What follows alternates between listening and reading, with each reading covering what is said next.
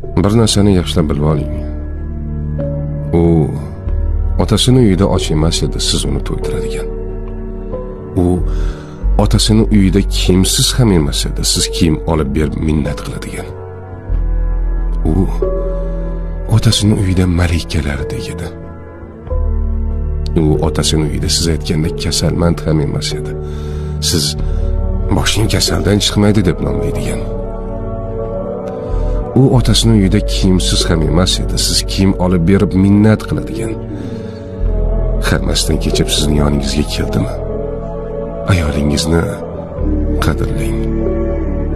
Ayol Allohning omonati. Uni xo'rlash omonatga xiyonatdir. Omonat qilib bergan zot bir kun omonatning ustida albatta